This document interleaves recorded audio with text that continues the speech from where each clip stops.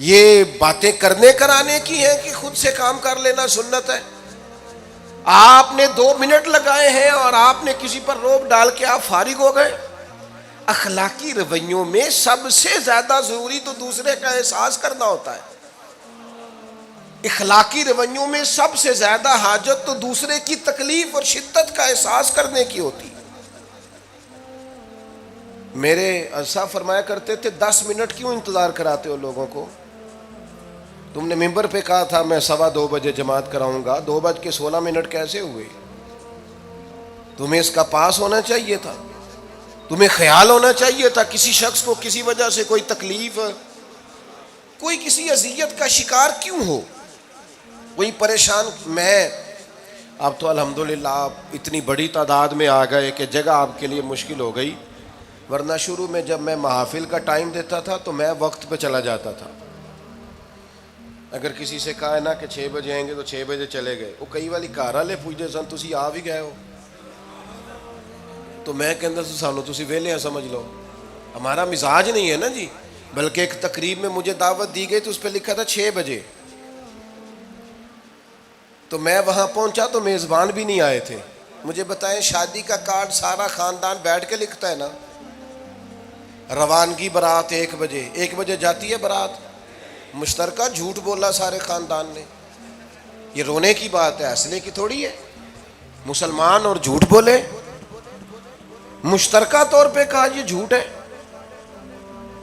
محفل ہوگی بعد از نماز عشاء، تو ختم کب ہوگی یہ بھی تو بتائیں۔ آپ نے قوم کو تو ایک شخص کا بتایا تھا کہ فلاں صاحب خطاب کریں گے، یہ مقامی، قومی، عالمی شہرت یافتہ، یہ کہاں سے آ گئے؟ کیوں تکلیف دی گئی؟ بلکہ ہم نے تو منصوبہ بندی کی ہے کہ لوگ ہمارے جلسوں میں نہ آئیں۔ ستائے اتنا ہے، ایک جگہ پہ میں حاضر تھا تو 1:30 بجے مجھے مائک دے رہے تھے، اب تو میں جاتا نہیں ہوں، رات کو چھوڑ دیا ہے۔ 1 بجے رات کو مائک دے رہے ہیں تو نقیب بیچارہ رٹی رٹائی بات کر رہا ہے، کہتا ہے بلا تاخیر۔ میں نے کہا ابھی بھی بلا تاخیر ہے، کر لو تھوڑی تاخیر۔ خدا کے بندو ختم کرو، آدھے گھنٹے میں مسئلے کی سمجھ آ جاتی ہے، ایک پیغام دو، بات ختم ہو گئی۔ اتنا الجھاؤ اور اتنا بات کو کھینچنے کا معنی کیا؟ اپنے رویوں کے اندر۔ میں چلا گیا 6 بجے تو میزبان صاحب بھی نہیں آئے تھے، تو وہ تقریب کب شروع ہوئی؟ 9 بجے۔ تو میں نے ان سے کہا غور سے دیکھ لو کہیں میں تو نہیں الٹا پڑتا رہا، 9 اور میں 6 سمجھتا رہا ہوں۔ یہ چھوڑیں ان چیزوں کو، اپنی زندگی میں آپ نظم پیدا نہیں کریں گے تو کوئی کام کیسے کریں گے؟ حضرت حکیم الامت مفتی احمد یار خان صاحب نعیمی رحمۃ اللہ علیہ، مفتی صاحب رحمۃ اللہ علیہ جب جمعے والے دن الحمدللہ کہتے تھے نا تو پورا 1 بجا ہوتا تھا۔ لوگ گھڑی کو کہتے تھے تو غلط ہو سکتی ہے، پر مفتی صاحب پورے ٹائم پہ الحمدللہ کہتے ہیں۔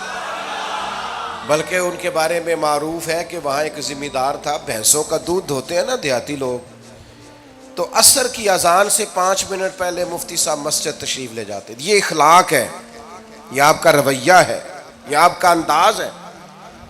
عصر کی اذان سے 5 منٹ پہلے جاتے تھے، جا کے وضو بنانا پڑے تو سنت ادا کر کے بر وقت نماز میں شامل ہو جائیں۔ تو مفتی صاحب گزر جاتے تو وہ ذمہ دار اپنے بیٹے سے کہتا کہ اب آپ نا بچے کو چھوڑیں بھینس کے نیچے تاکہ ہم بھینسوں کا دودھ دھوئیں۔ تو ایک دن وہ بیٹا کہنے لگا ابا جی ابھی تو یہ سورج کھڑا ہے، عصر کا ٹائم کہاں ہوا ہے؟ تو وہ کہنے لگا تو چھڑ دے کٹا، مفتی صاحب لنگ گئے نہیں، ٹائم ہو گیا ہے۔ یہ ہمارے بزرگوں نے ہمیں رویے سکھائے۔ آپ نظم والے ہوں، اخلاق والے ہوں، سچائی والے ہوں، دیانتداری والے ہوں، دوسروں کا خیال رکھیں، کسی کو تکلیف نہ ہو ہماری وجہ سے۔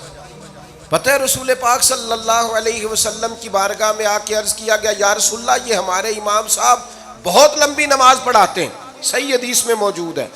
نماز ہی پڑھاتے تھے نا، قرآن ہی پڑھتے ہوں گے نا، کتنا اعزاز والا کام ہے۔ یا رسول اللہ یہ بہت لمبی نماز پڑھاتے ہیں۔ اللہ کے محبوب علیہ السلام نے بلا لیا، اور لفظ پتہ کیا ہے؟ حضور فرمانے لگے میں لوگوں کو دین کے قریب کرتا ہوں، آپ دور کرتے ہیں۔ فرمایا جب بھی نماز پڑھائیں معتدل پڑھائیں۔ اور خود حضور کا عمل کیا ہے؟ حضور فرماتے ہیں جب میں نماز میں کھڑا ہوتا ہوں تو میرا دل کرتا ہے میں لمبی نماز پڑھاؤں، ہمارا جب کسی شے کو دل کرے تو ہم چھوڑتے ہیں. میرا دل کرتا ہے میں لمبی نماز پڑھاؤں، لیکن حضور فرماتے ہیں پھر پیچھے سے کسی بچے کے رونے کی آواز آتی، میں سوچتا ہوں اس کی ماں پریشان ہوگی، میں نماز مختصر کر دیتا. اور میرے بھائیوں، نماز میں بھی لوگوں کا احساس، ہماری طبیعت ہی نہیں رہی. کوئی آدمی ہارن دے رہا پیچھے سے اور سامنے گاڑی میں دو بندے کھڑے، گاڑی مین روڈ پہ کھڑے کر کے باتیں کر رہے ہیں، اور وہ ہارن بجا رہا ہے تو کہتے ہیں ٹھہر جا، آگ بجھانی ہے جا کے. ایک تو آپ نے اتنا ظلم کیا کہ آپ نے روڈ بند کیا، اور دوسرا اخلاقی رویہ یہ ہے.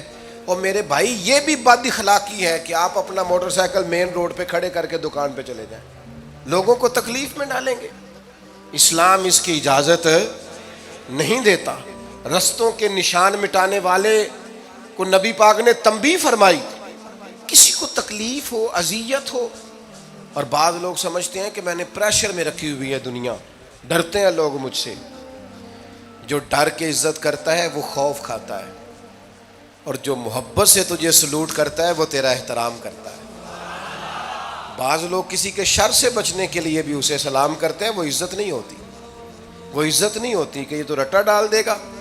اپنے اخلاقی رویے ہمیں اللہ کے محبوب سے سیکھنے، حضور سے خیرات لینی ہے. اخلاق اصغر ہم نے اپنے آپ کو سمجھنا ہے، ہم نے اپنے مزاجوں میں تبدیلی پیدا کرنی ہے، بالخصوص بزرگوں کے معاملے میں، بڑوں کے معاملے میں. جیسے جیسے انسان ضعیف ہوتا جاتا ہے نا، حساس ہوتا جاتا ہے،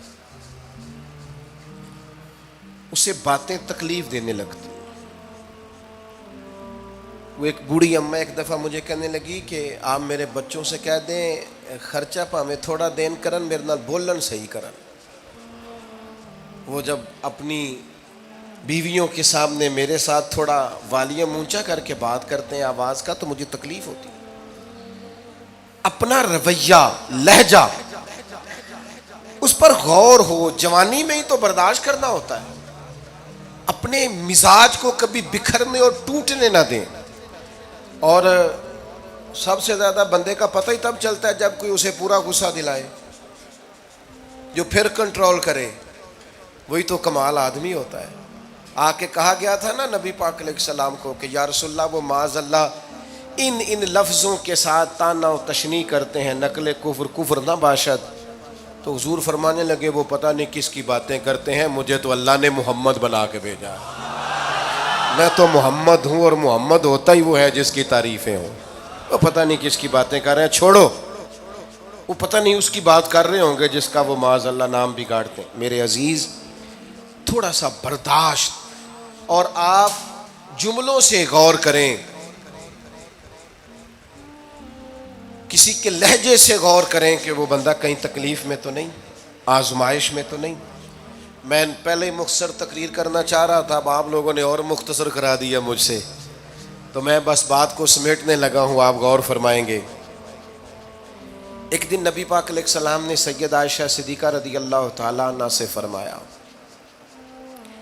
حضور فرمانے لگے عائشہ جب آپ مجھ سے خوش ہوتی ہیں تب بھی مجھے پتہ چل جاتا ہے، اور جب آپ کے دل میں کوئی بات ہوتی ہے تب بھی پتہ چل جاتا ہے. تو سیدہ پاک عرض کرنے لگی حضور مجھے میری ماں روئے، میں اور آپ سے ناراض. تو کریم فرمانے لگے بتاؤں پھر؟ یا رسول اللہ فرمائیے. حضور فرمانے لگے عائشہ آپ کبھی کبھی قسم اٹھاتی ہیں؟ یا رسول اللہ اٹھاتی ہوں. فرمایا جب آپ خوش ہوتی ہیں تو کہتی ہیں مجھے رب محمد کی قسم، اور جب دل میں کوئی بات ہوتی ہے پھر کہتی ہو جناب ابراہیم خلیل کے رب کی قسم. پھر حضرت ابراہیم کی نسبت سے قسم اٹھاتی ہو. تو جناب عائشہ کہتی ہیں حضور کی بات سن کے جو میرا حال تھا میں بتا نہیں سکتی. یا رسول اللہ آپ اتنا خیال کرتے ہیں؟ یہاں تک خیال فرماتے ہیں کوئی کیا بول رہا ہے؟ کہتی میں نے فوراً عرض کی کہ یا رسول اللہ مجھے رب محمد کی قسم ہو، میری زبان سے نام ہی جاتا ہے، میرے دل میں آپ ہر وقت موجود رہتے ہیں، دل میں.